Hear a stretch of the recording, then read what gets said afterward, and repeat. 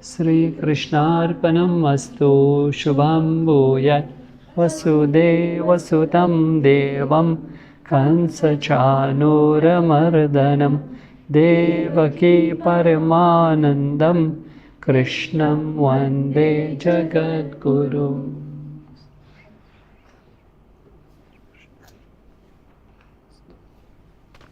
Hari Om to all of you.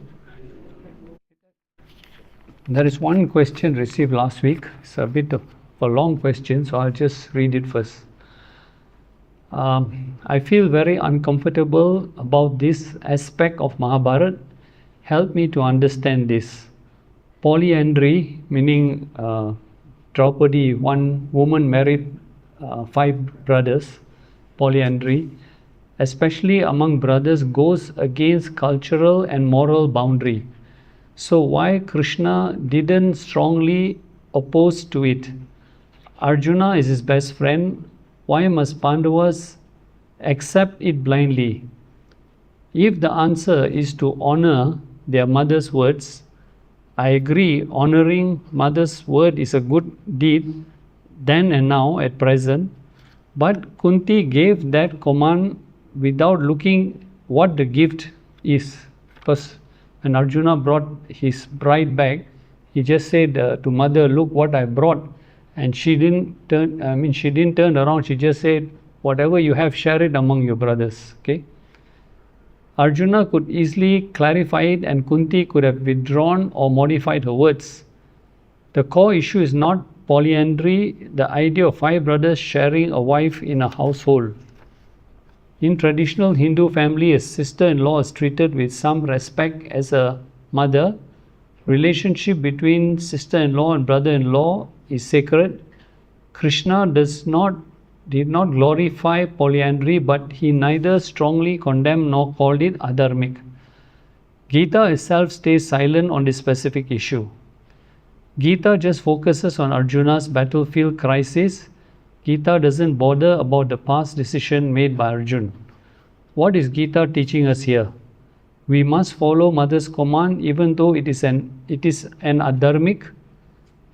Is it okay for brothers to share one wife in one household in scheduled timing? What if people in today's world follow this? One woman marry into a family and shared by brothers in one family. This would be against moral, legal and social norm. A lot of things happened during that time. When did Mahabharata occur? Approximately 5,300 years ago. That period was called Dwapara Yuga. Okay.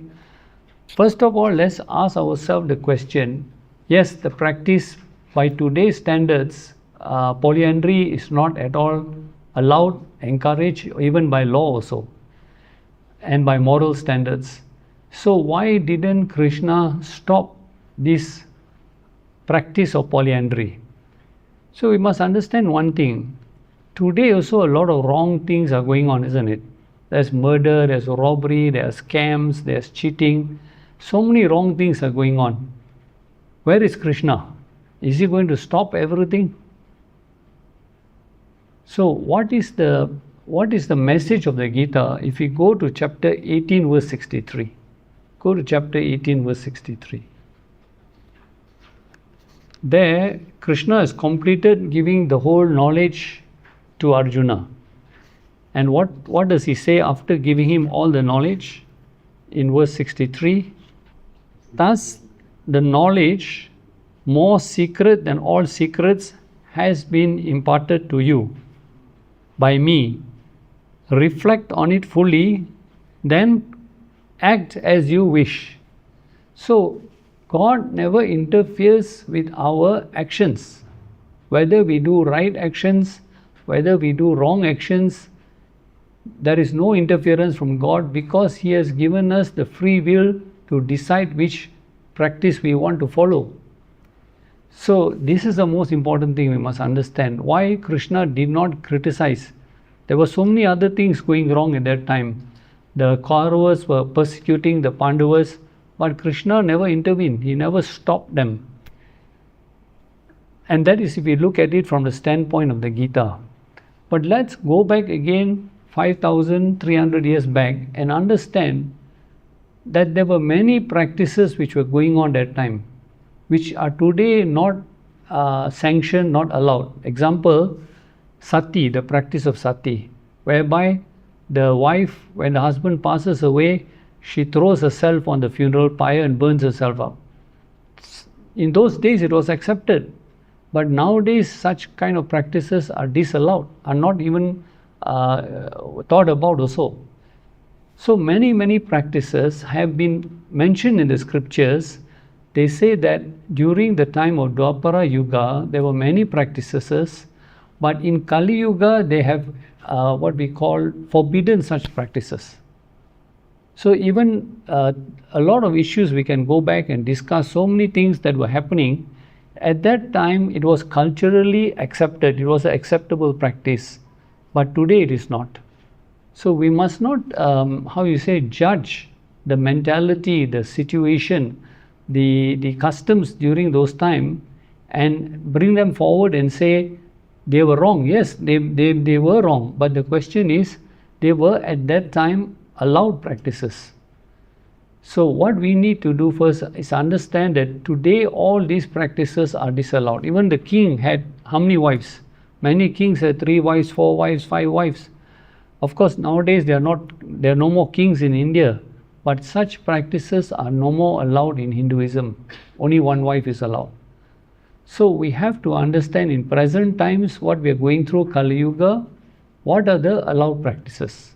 And we should not use what happened during the period of Mahabharata as a standard or allowed practice. Okay. Another question was asked also, what is the difference between Ātman and Jiva? I will explain today when we come to the verses. Okay. So now let us go into the verses of today. Okay. So last week we have stopped at chapter 2, verse number 19. Okay.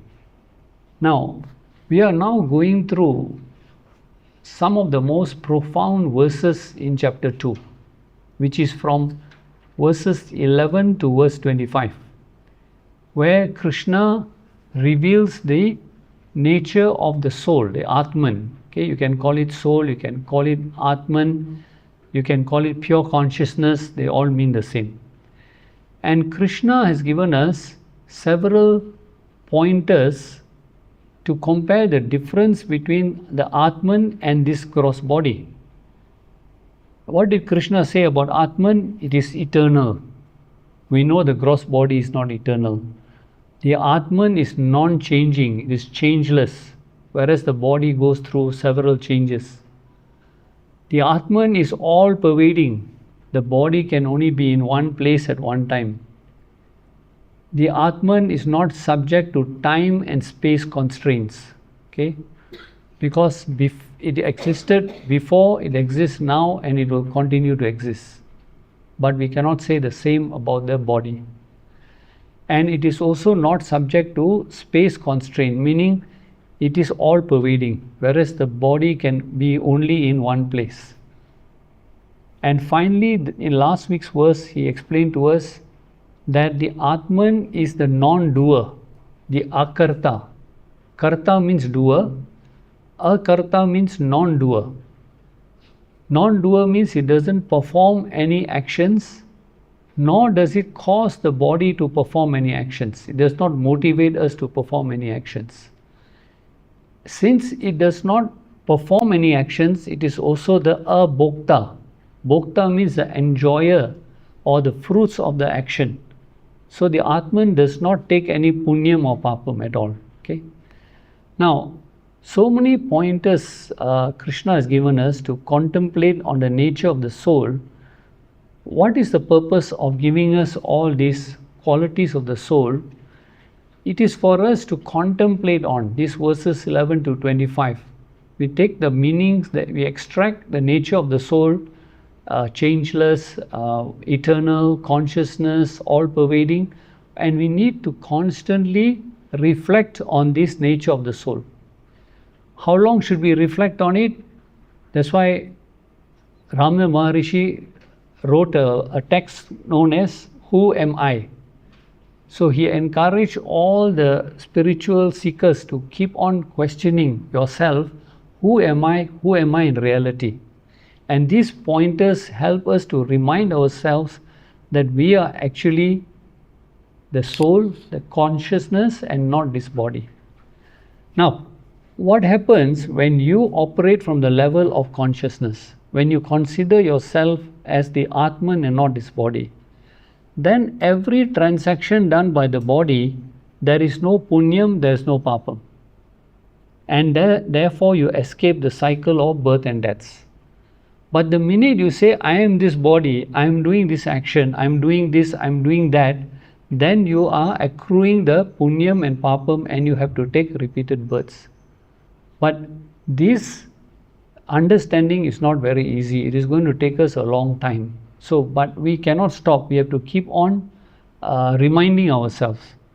So, one very simple experiment you can do.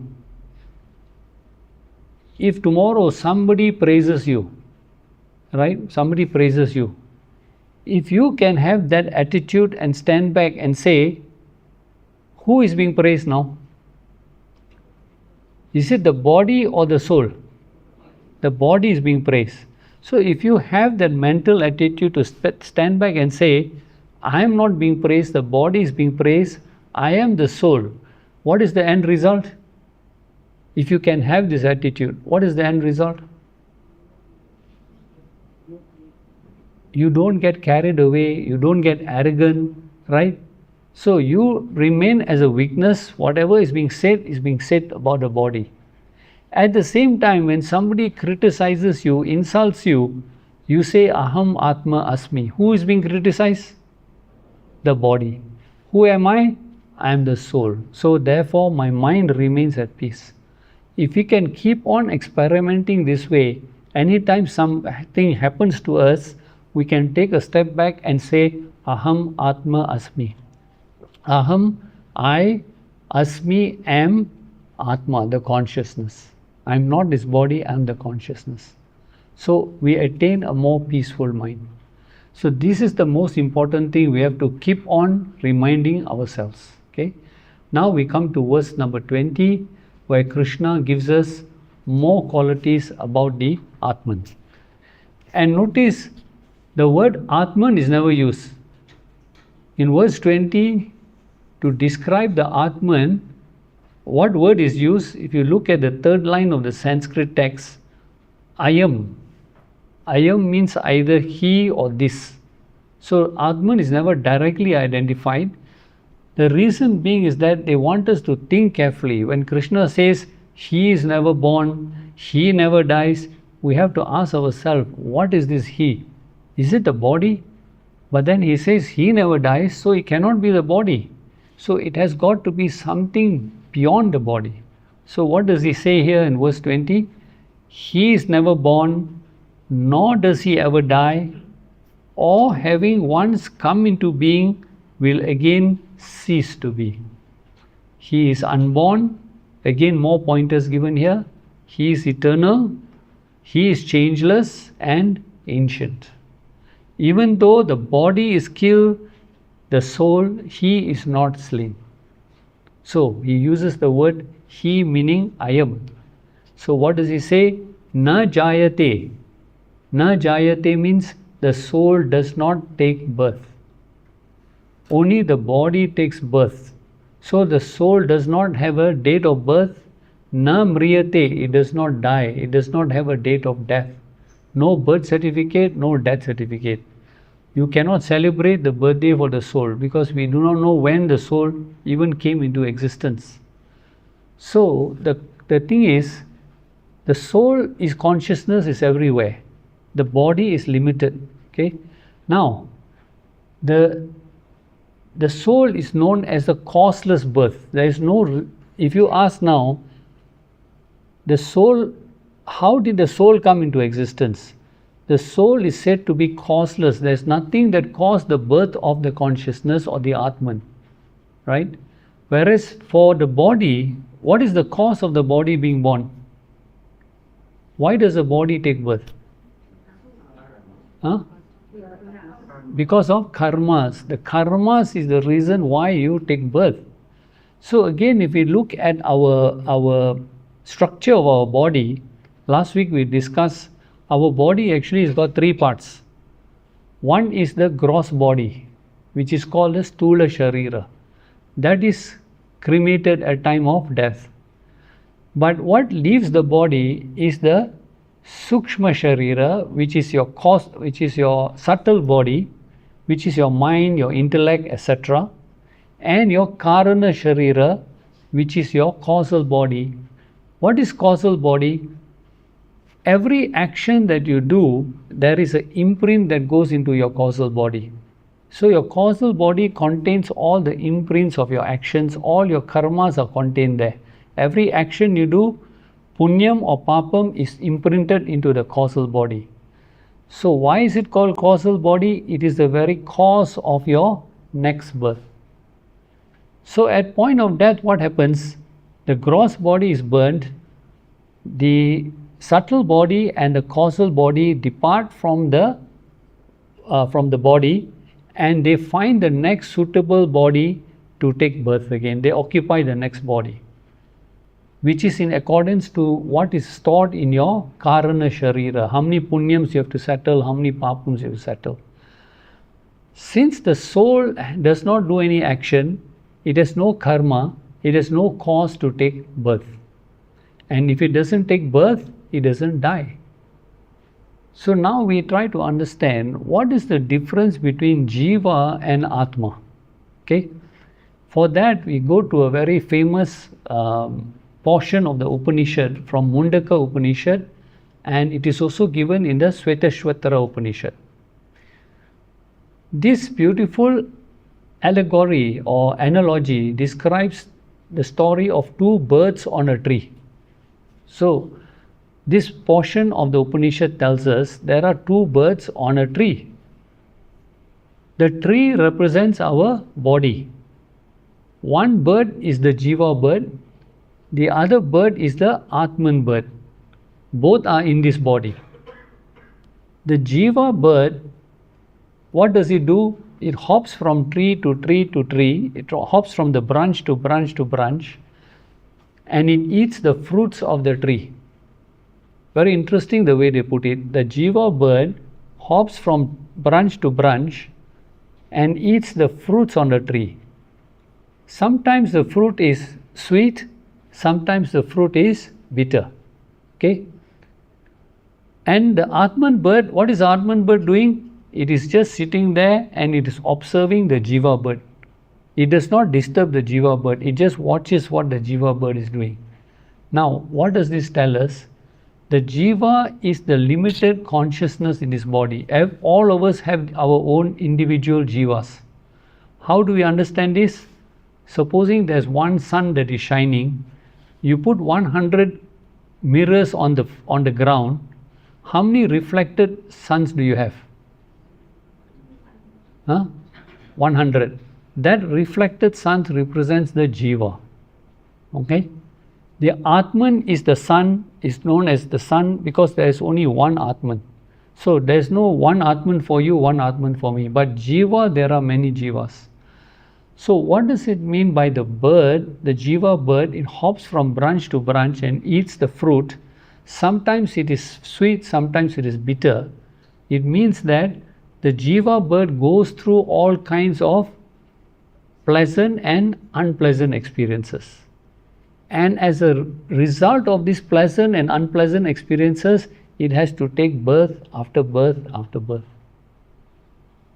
So until the Jiva comes to the realization that I am not this body, I am the Ātman, it turns its direction and looks at the Ātman bird, then the Jiva attains enlightenment. Okay? So the Jiva is in everyone. There are millions and millions of Jivas, reflected consciousness, but Ātman is only one. Sun is one, reflected suns are many. So this is what we have to understand, what travels during the time of death. The Jiva together with the subtle body and the causal body travels to the next body. So now coming back to this verse, Krishna gives us more qualities of the soul. What does he say? There are 5 qualities he gives us here. He says, first of all, this jiva is ajaha, it is birthless. It doesn't take birth. Number 2, it is nitya. Nitya means it is eternal. It goes, there is no cause of death, so it is eternal. There is no date of arrival, there is no date of departure. The third quality is shashvata. Shashvata means it is undecaying. It does not decay at all. The body decays, but the soul does not decay at all. Okay? So in fact, Adi Shankaracharya asks us this question in Viveka Chudamani. He says, why do we take so much of pride in this body? What is this body actually that we take so much of pride? We get so much of ego, my name, my position, my power. But actually, Shankara says, if you think about it, what does this body contain? What does this body contain? You know what your body contains? What does it contain? Huh? What? Bones, muscle, flesh, waste products. He says your body is actually a garbage bag. It is made of all kinds of blood, everything, all kinds of rubbish is inside there. Yet we take so much of pride in this body which has got actually nothing in it but blood and bones, etc. So that's why he says to focus on what is your reality. Do not take so much of pride in this body which one day will go away. So here he says the soul is shashvata, it is undecaying. It will never ever change. It will never ever decay. And then fourth quality he gives us here is Purana. Purana means ancient. There is no no date of birth for the Ātman. So it is Purana, it is ancient. It was there even before the creation of the world also. That's why in our Hinduism, the world is presented as a circle, not as a line. If you look at Western philosophy, they will tell you the world started at this date. They can go back and trace when the world started. But in our religion, it is presented as a circle. What is the difference of a circle and a line? In a line, there is a beginning and there is an end. Whereas in a circle, you don't know where is the beginning and where is the end. The world moves from Satya Yuga to Treta Yuga to Dwapara Yuga to Kali Yuga and then back again to Satya Yuga. It keeps on revolving on and on and on. So why is that important for us to know? Why is that important for us to know? If you add up all these Satya Yuga, Treta Yuga, Dwapara Yuga, Kali Yuga, how many years do you get? How many years do you get?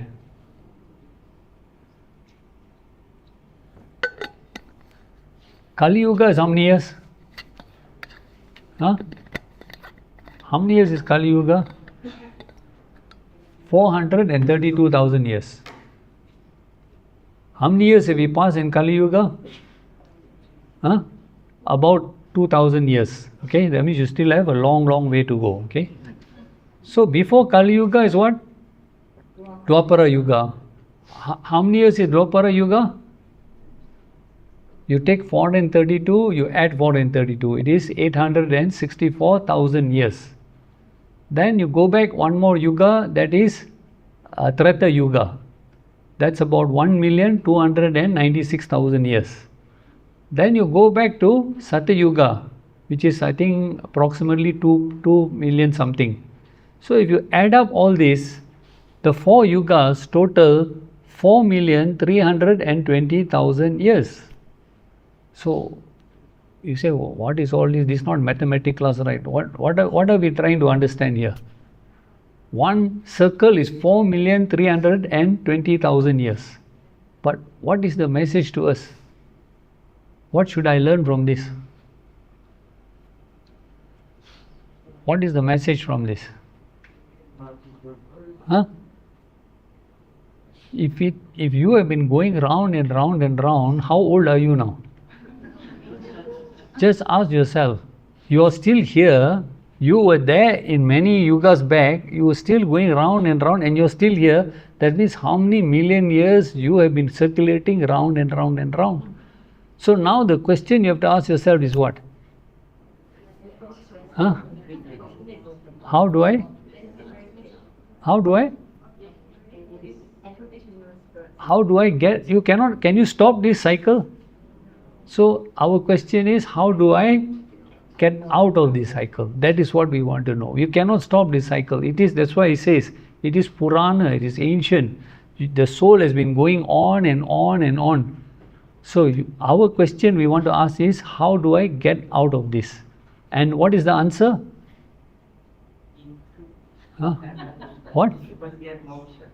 Yeah, how do I get moksha? Huh? Come for more Gita classes. Then you get the knowledge. Then only you know how to escape from this cycle of birth and death. The knowledge is there, it's given to us. How do I get out of this cycle of birth and death? That is the most important thing we want to know. So Purana, it is ancient, it is before the creation of this world. Then he says, Na hanyate hanyamane sharire. Sharire, when the body dies, question is, does the soul which is in the body, does it also die? He said, no. Na hanyate. It does not die, even though the sharire, the body itself, dies. So all these pointers are telling us what is the real nature. What is your nature? It is telling you. You see your name card. Normally you give your people name card. What do you write there? You put your name there, you put your title there, you put everything there. Now you must create a new name card. You must write there, what is your name? Ajaha, birthless, I'm undecaying, I'm eternal. Because that is your real nature. We don't realize that. And it is not very easy, because even great sages like Adi Shankaracharya, even he had to learn a very bitter lesson. There is a beautiful story told about Adi Shankaracharya. When he was already a guru and he had disciples, and he was staying in the ancient city of Varanasi. So in the morning, he and the disciples took a bath in the river, and they were walking towards the temple to go and pray. And in the opposite direction, coming towards Shankara and his disciples, was a what we call a low caste, was an outcast or a low caste. Now, what is this low caste? They are those people who used to work at the crematoriums. They work with the dead bodies, and they clear all that. And those who work with leather products, those days were considered the low caste people. So Shankara and the disciples see this low caste person walking in their direction, and in those days it is said that if the low caste person crosses your path, he pollutes your path, you have to go back and take a bath again. So what does Shankara do? He tells the person, move, you move away, don't come towards me, move away.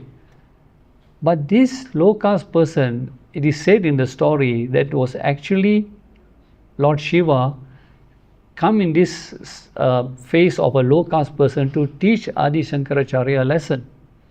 So the low caste person now stops in front of Shankara and says, who do you want me to move?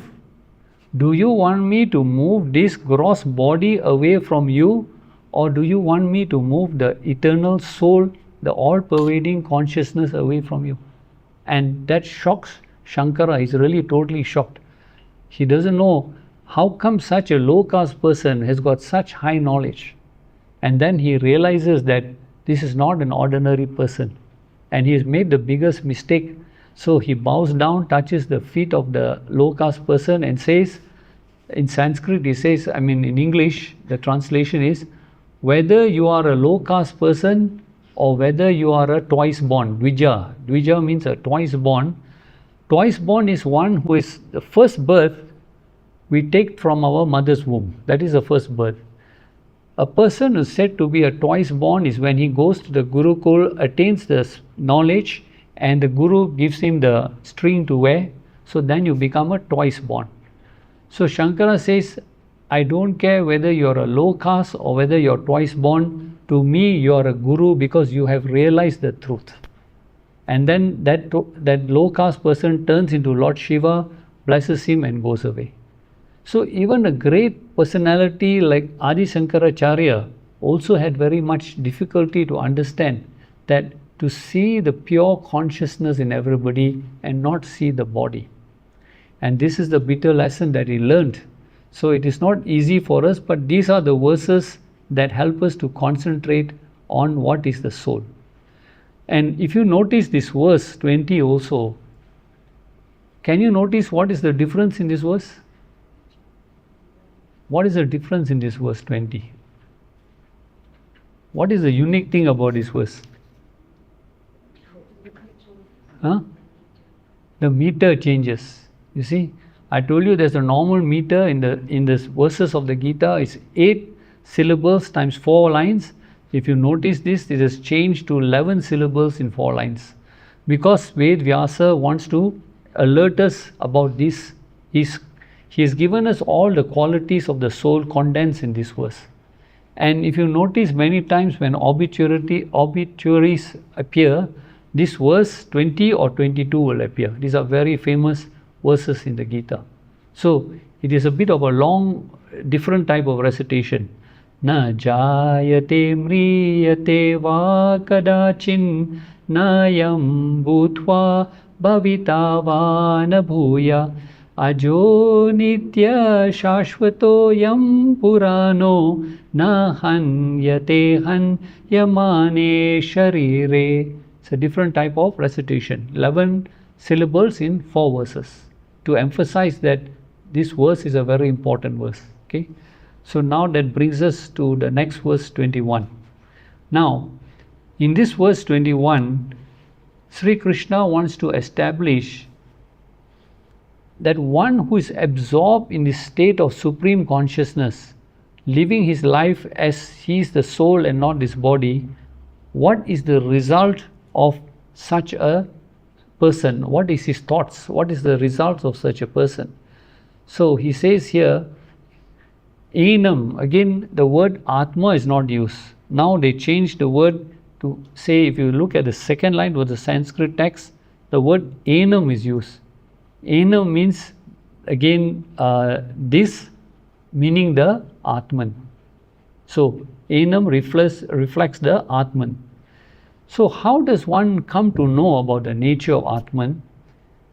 What is the process that we should all go through to start on this journey to know about this Ātman? And here Adi Shankaracharya again beautifully, I must urge you all to read Adi Shankaracharya's works because they simplify a lot of the things in the Gita. You see, the Gita is just a dialogue between Arjuna and Krishna. But to understand more deeply these words, we have to go into several other texts like Adi Shankaracharya's Bhaja Govindam, Atma Bodha, Tattva Bodha, Viveka Chudamani. They will help you to understand these concepts. So in Bhaja Govindam, Adi Shankaracharya gives us the process by which we can attain this state of liberation. So how does it start? He says, Satsangatve nisangatvam nisangatve nirmohatvam nirmohatve nischalatatvam nischalatatve jivan mukti. So he is giving you step by step by step and ultimately reaching jivan mukti. What is jivan mukti? While you are alive, jivan mukti, you have attained the state of liberation, right? You are no more disturbed by the plus and minus, by the positive and negative influences of the world. So what does he say? The first thing what you should start with, Satsangatve. The first process we start with is Satsangatve. What is Satsangatve? What you are doing right now, Satsang. To be in the company of like-minded people, to mix around with people who have the same ideas, the same goals in life as you have, to be in the company of saints and sages. So to go for spiritual talks, to go to temples, do your prayers, Satsang is keeping on the path of truth. Now, somebody also just asked, if I have a thought, okay, and I don't perform that action, I have the thought, but I don't perform the action, is that okay? I said, that's okay, but ask yourself, where is the thought coming from? Why did you have this thought? Why did you have this thought? Where did this thought suddenly come from? You're just sitting down like that, suddenly one thought comes in your mind. Where did this thought come from? This is coming from your karana sharira, the imprints are already there, which you have carried forward from your past births. So there are some things which are coming from within. Some things you learn which are coming from the external, but don't forget there are already thoughts because you have had previous experiences and the residual or the fruit of that is imprinted in your mind. So now the question is, how do I change this thought process? If my thought process is wrong, I got too many wrong thoughts coming in my mind, how do I change this thought process now? How do I change it? If I got too many wrong thoughts coming to my mind. So by suppressing it, can you change it? And if you give in to your thoughts, is that healthy? So the only way is to divert the thoughts, to divert the mind. How do I divert the mind? Satsang. Through always engaging yourself, giving your mind a new channel to work on. So the more and more you go into satsang, read the scriptures, go to temple, attend spiritual lectures, slowly you find that your vasanas also change. The imprints also will keep on changing until it become more and more pure. So he says, first you start with satsang. Satsangatve. What will satsang lead you to? Nisangatvam. What is nisangatvam? Detachment. What do I mean by detachment? The more and more you purify your mind, you will understand the nature of the world is temporary, it is changing. So you will get a love, you will get you will fall in love with a higher ideal, a noble thought, and you will find that the attractions of the world no more attract you. So it is not out of disgust, but you understand that they don't attract you anymore. You're not interested in all these attractions of the world. So you become nisangatvam, you become detached. Then what happens? Nisangatve, from detachment, you go to nirmohatvam. What is nirmohatvam? Moha is the confusion in our mind. Why did I take birth? Why was I born? What is the purpose of human life? What is the goal of human life? Now we are confused. What do I do? Did I take this human birth to eat, drink and be merry? So we start to remove this moha, this delusion from our mind. Then what happens? Nirmohatve. Once the delusion is removed from your mind, nischala tattvam. Nischala means your mind becomes steady. Your mind becomes focused. You are very aware of the goals of life. What is the spiritual goal? What is my goal in this human birth? And then he says, when your mind becomes steady, nischala tattve jivan mukti. You are able to absorb the spiritual knowledge.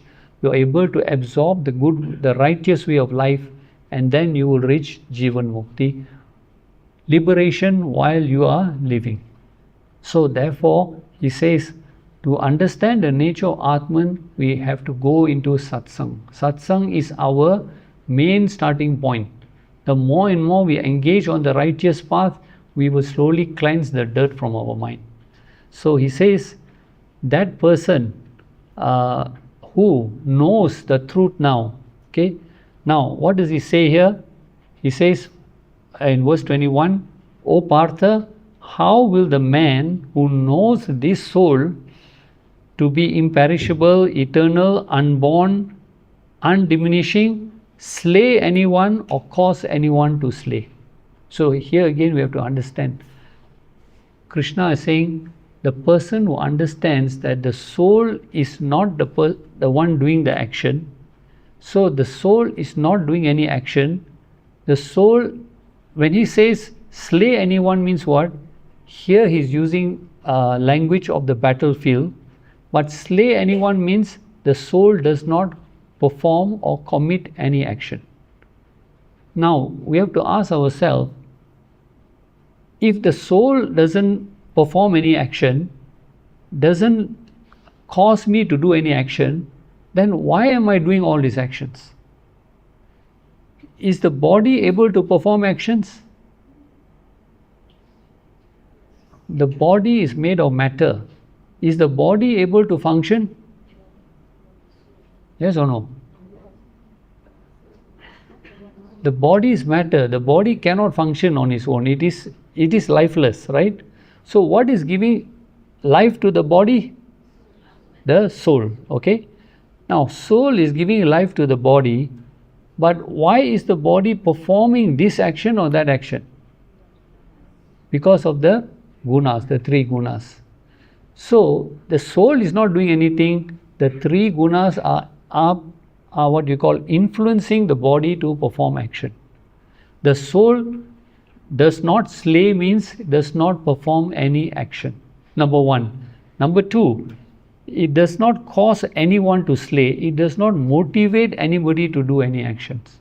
So the soul is pure consciousness. It does not do anything at all. It is just like the example we can use of electricity going to the light bulb. The electricity merely lights up the light bulb, but whether the bulb gives you blue light or green light or yellow light is of the nature of the bulb. It has nothing to do with the electricity. So the bulb represents the body, electricity represents the soul, the color represents what? The gunas. Okay. So how you behave, how you act is due to the gunas. The soul has got does not perform any actions, does not motivate any actions. So this is what we have to understand also. Okay. Now, and what happens when a person is established in his highest truth? He understands that I am just the witness, I am not the doer of any actions. Okay. So that brings us now to verse number 22. Again another famous verse. You notice the meter again changes back to 11 syllables over 4 lines. And this is also a very popular, very often quoted verse in the Gita. So what does it say here? Just as a man takes off worn out garments and puts on new ones, so the embodied soul casts off worn out bodies and enters into new ones. Okay. So here again the embodied one is described in Sanskrit as the word is saha. Okay. Sorry, the word is dehi. Dehi means the embodied one. Embodied one means the soul which is in the body. Okay. What is the function of the soul in the body? He says here, let me look at verse 22 here. Okay. So now this verse also validates one very important point in our religion. It validates the point that there is reincarnation. Okay. Because people ask, where does it say in the Gita there is reincarnation? This verse very clearly says that there is reincarnation. So it means that every action we have to come back and face the consequences, whether plus or minus. This verse clearly tells us that there is reincarnation. So now, in this verse, since reincarnation talked about, there are two things here. You notice that the word yatha is there in the first line. Yatha means just as, and then in the third line there's the word tatha. So normally our scriptures use this kind of language, giving you one example to understand the truth. So what is the thing here that he's talking about? Just as a man rejects or takes off worn out clothes, okay, and puts on new ones, in the same way the embodied soul will cast off worn out will cast off a worn out body. Now, why does the body come to an end? We know clothes which are torn and tattered, we understand they have been used so many times, we throw it away. But why does the body come to an end? Huh? Because of prarabdha karmas, exactly. So you remember we discussed about the sanchit karmas, agami karmas and prarabdha karmas. So when the prarabdha karmas, those karmas that you have to exhaust in this birth are fully exhausted, the signal is sent to the soul, it's time to pack up your bag and get out of this place. So what does the soul do? Now soul here I'm talking about is jiva, not the Ātman, okay? We are talking about the jiva, the reflected consciousness. The reflected consciousness, what does it do? It leaves the body, and what does it take with it? Takes the subtle body and the causal body and leaves with it. Okay? Why can't you see it leaving? The body is dead, you say it leaves, but where does it go? Why I can't see it? Huh? Because it is subtle, that's why you cannot see it. Okay? So it leaves and it goes to another body. Now the difference here is what? You can discard old clothes and you can choose new ones. But can the soul choose the new body? Can the jiva take the subtle body and the causal body and decide which body, the new body I want to occupy now? Then everybody want to look like Rajnikant or Amitabh Bachchan, isn't it? So the jiva travels with the causal body and the subtle body. It does not choose, but depending on the karana sharira, the right body will be provided for you. So what type of environment you're born in is due to the karana sharira. What type of body you get due to the karana sharira. What type of parents you get due to karana sharira. Siblings you get, so everything is already determined already for you and you are just taking birth. So did you choose your parents? You chose your parents? How did you choose your parents? They were chosen for you, right? Did you choose your siblings? No, right? Did you choose your spouse? Don't answer that, please. So, some things are there, some things are already there, predetermined, okay, in your karana sharira, and you travel with that, and based on what is your karana sharira, you will get that body. So, reincarnation is there, it is validated here in this verse 22, okay. And just like the body itself goes through several changes, but the soul in the body doesn't change. And when the body is, when the body comes to an end, the soul goes and finds a new body. That is what he is trying to tell us here.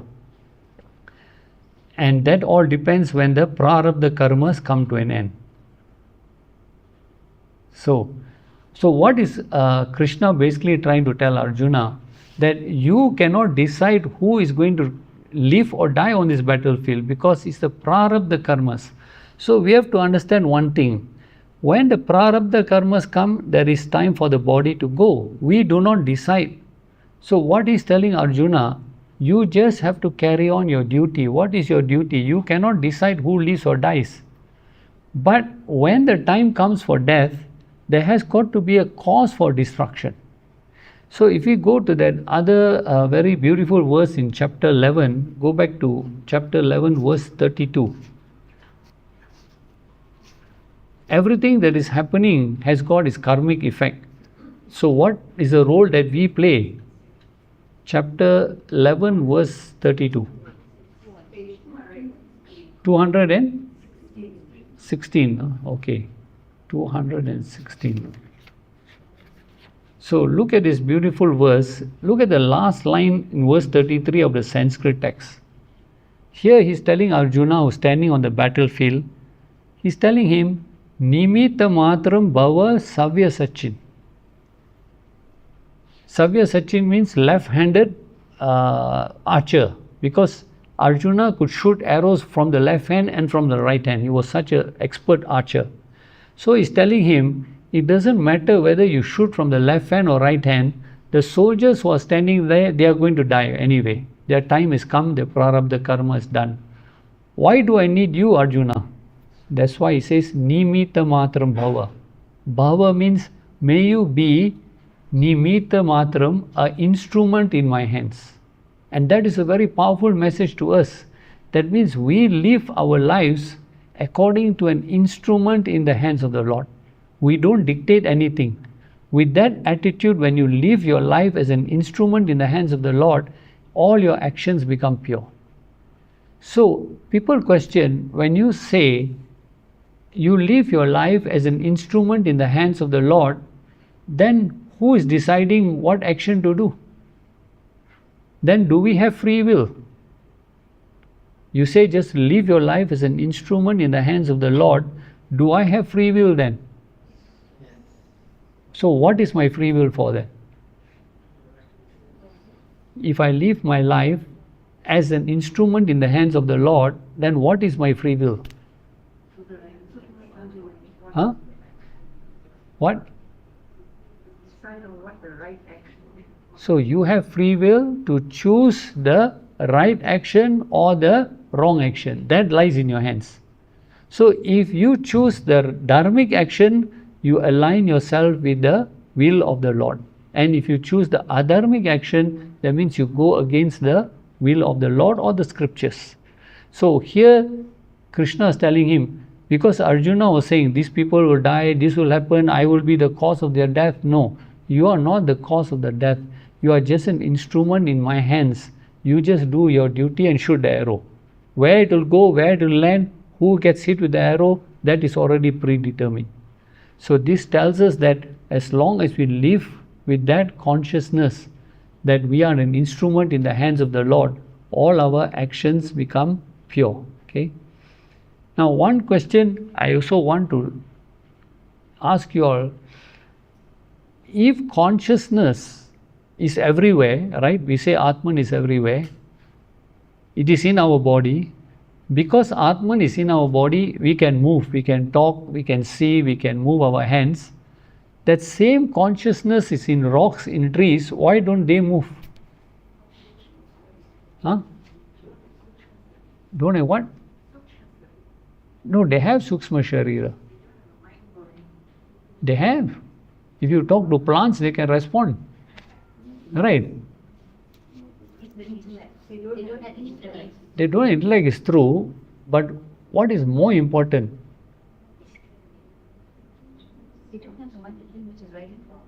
That's true. They don't know what is right wrong, but why is there no function? Why doesn't the rock stand up and move? Why doesn't the tree start walking? See, there is a question of the sun is the consciousness, okay. Now, in humans and animals, we are like a clear mirror. The sun is strongly shining on us. So our subtle mind is very, very alert, very, very active. Okay. Whereas in plants, it is like a muddy mirror. Consider that as a muddy mirror. So consciousness is there, but it is not fully reflected in those kind of things like plants. And in rocks and minerals, it's like totally black mirror. The reflection cannot be seen. So it does not enliven the rocks and minerals to move. In plants, they can hear, right? They say you talk to plants, they can respond back, they grow better if you talk to them. So there is what we call a more subtle mind. But in humans and animals, there is a more developed mind.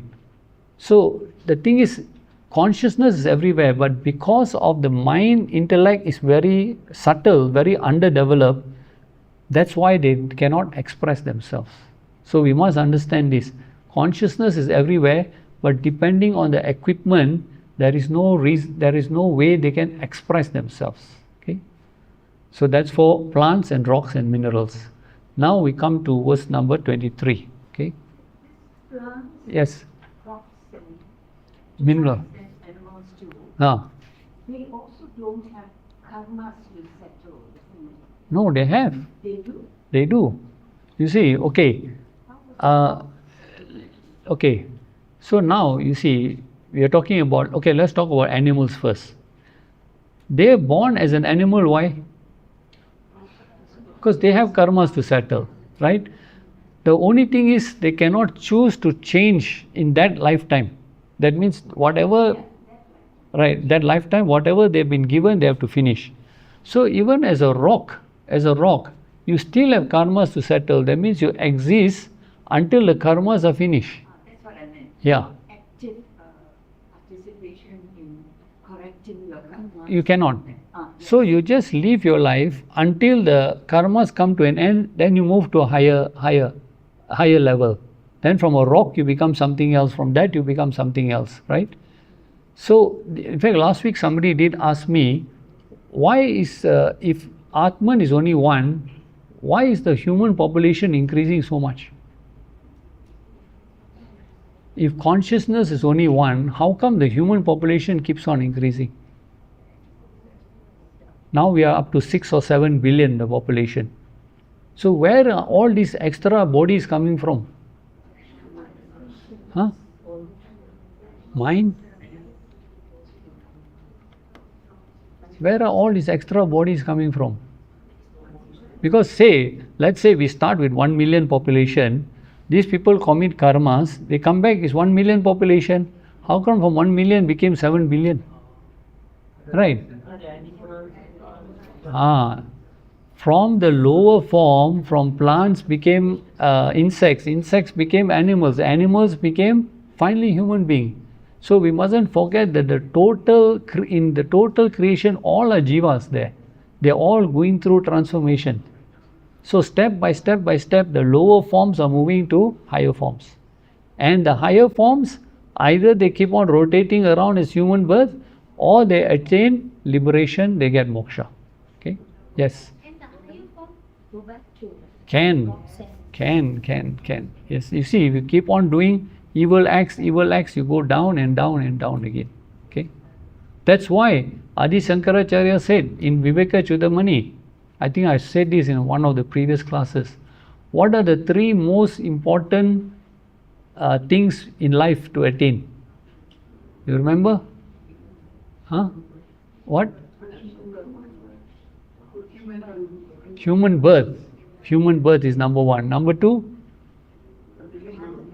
A living guru. Number 3? Desire for liberation. So these 3 things are very difficult. So what he's trying to tell us is, you have taken such a long journey to attain human birth. And then when you attain human birth, what do?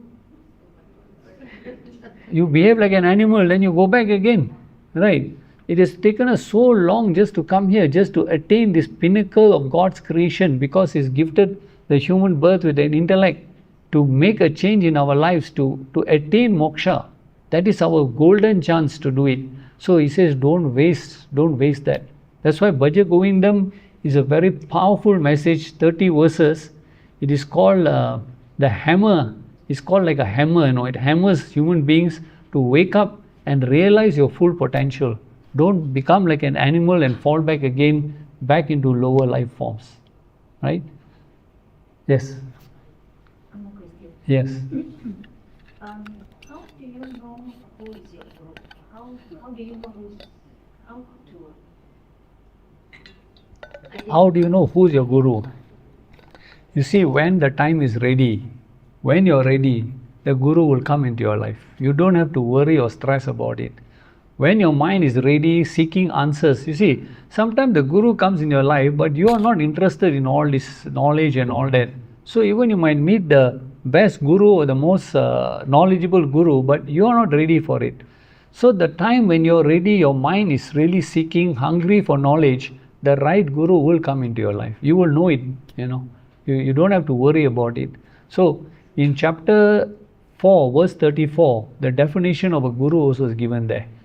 And what are the qualities of the seeker? There are 3 qualities of a seeker given. Chapter 4, verse 34. And 2 qualities of the guru are given. So before you even ask how to know my guru, first thing ask yourself whether you have these 3 qualities. What are the 3 qualities? Tad vidhi pranipatena pariprashnena sevaya upadekshanti te jnanam jnaninas tattvadarshina. He says, know first, to become a student, a disciple, you must have three qualities. What is that? Tad vidhi paripatena. First, you must surrender to the knowledge. Now, what do you mean by surrender to the knowledge?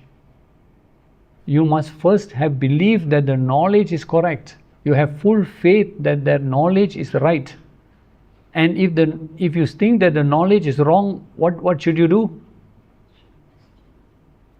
Then you come to second quality, pariprashna. You question. So first have faith in the knowledge, have faith in the God, have faith in knowledge. If you have any doubts and confusion, second quality is pariprashna. You must question. Why must you question? Not to test whether the guru is smart or you are smart, but to remove your own ignorance and doubts. And the third quality is very important, sevaya. You must have that humble attitude to serve. Not only the guru, but serve those people who are less fortunate. So keep yourself humble also. So paripatena, pariprashna and sevaya. These are the three qualities. If you have these three qualities, the right guru will come into your life. You don't have to worry. Okay? So, okay. So now that brings us to verse number 23 now. Okay? So here we must understand that the gross body is made up of 5 elements. What are the 5 elements? Ether, air, fire, water, earth. So now when the gross body is formed, do you know from where it starts? Where does the process of the gross body start from? You start with the most subtle and you end up with the most gross.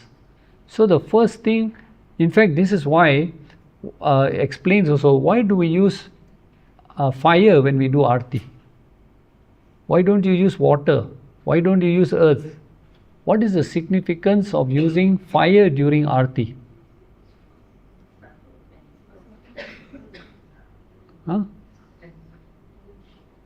Knowledge.